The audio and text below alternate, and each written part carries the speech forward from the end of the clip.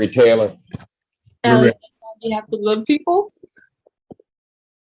We're ready in that matter, Your Honor. Lauren Brown, Deputy Chief Public Defender, appearing with and on behalf of Mr. Gregory Taylor. Mr. Taylor, please state your name for the record. Gregory Lewis Taylor.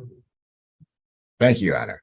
Today is the date and time set for the probable cause conference. We are respectfully requesting that this matter be set for preliminary examination at the very soonest date available.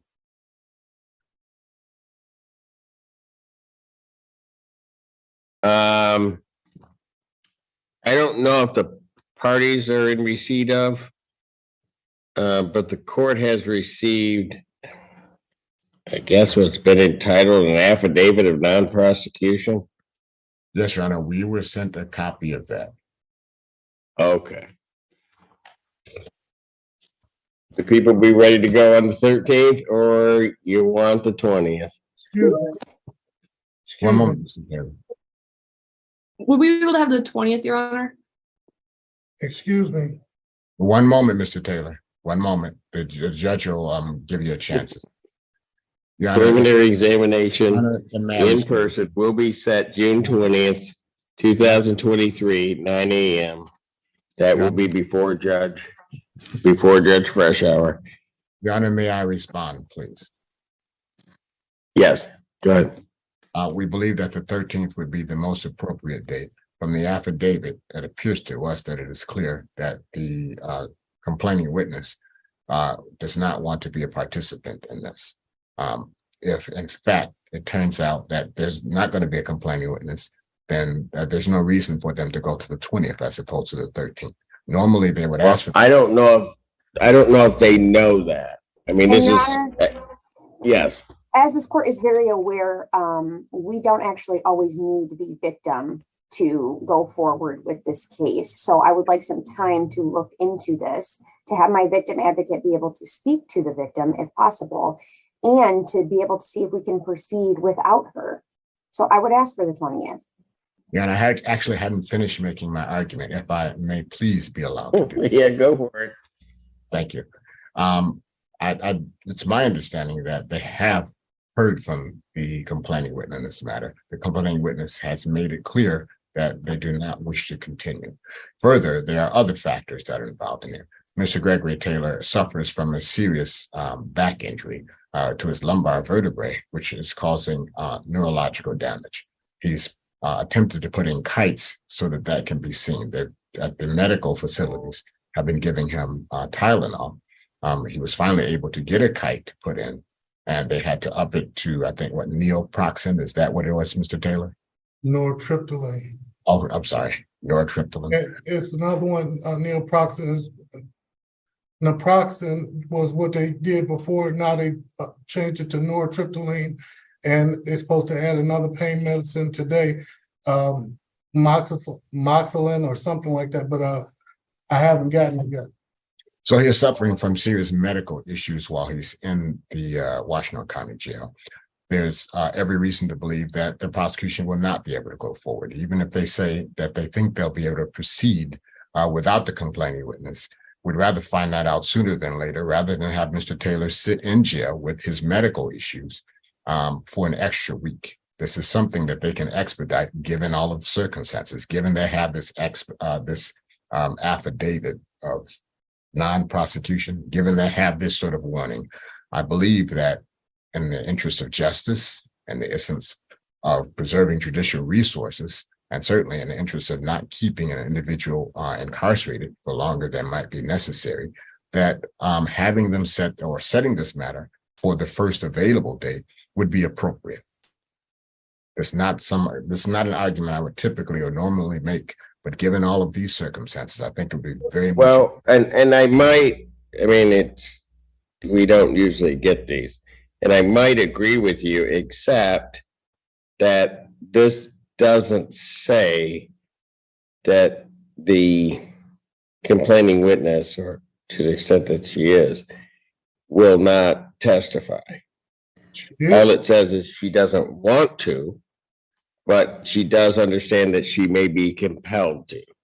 So I don't know what that means, and I don't know. And I think, in fairness to all sides, because this came in and I don't know what communication has been had with Ms. Taylor or anything along those lines. I'm setting it within the time frame that is Excuse me. by statute. I don't think I'm delaying it in any way, but I'm going to attempt to be fair to both sides in regard to it. So it's 12 days out, and that's where we'll be. So I'm going to leave it on the 20th at 9 a.m. Thank you, Thank Mr. Taylor. I'm sorry, Mr. Taylor. Yes. If you have something to say that pertains to your case, I'd advise you not to say it. If it's something. It doesn't pertain to my case, it pertains to the prosecution's case. She Well, also, no, stop.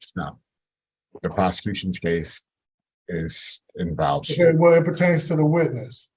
Then I don't want you to say anything on this record. I'll come and speak to you. The court has made its ruling.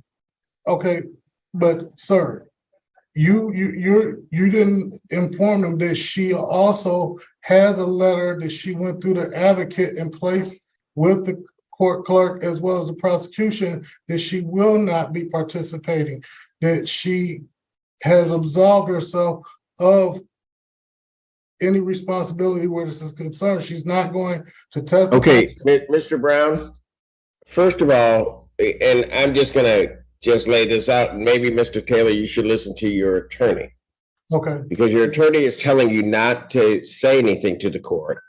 Now you're talking about communications that you're aware of that have been made, or at least purported communications, where the alleged victim says now, unlike the affidavit in front of me, that she will not testify, which I don't know. And I'm not saying that you were interfering. It would be a little bit, I'm a little bit concerned that you know that. And so I think even more so that people ought to have an opportunity to look at this and make sure that it is not by your interference that this is occurring. So you probably should have listened to Mr. Brown and just been quiet, because that was not my conclusion at all until you started talking. okay. So, Mr. Bond Taylor, will continue. Thank you. that you're going to, that's going to change the ruling that's been made right now. So I would ask you not to make You any said you're further. gonna ask for bond, or, and that didn't happen either.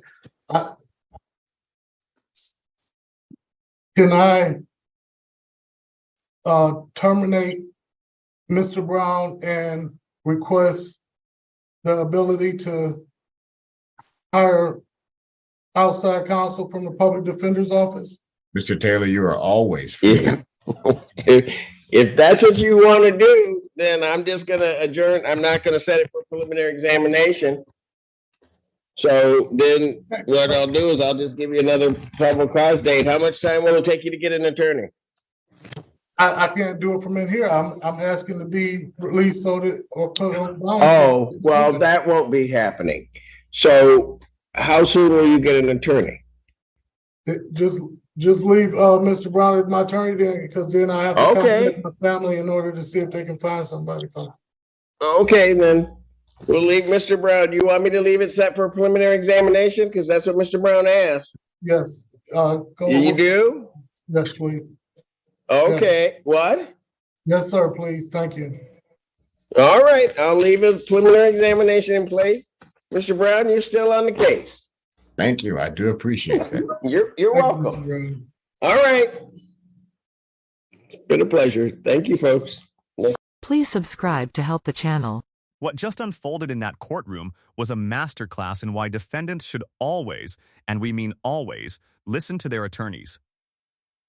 Gregory Lewis Taylor appeared before the court for a probable cause conference in what was shaping up to be a case with a significant crack running right through the prosecution's foundation.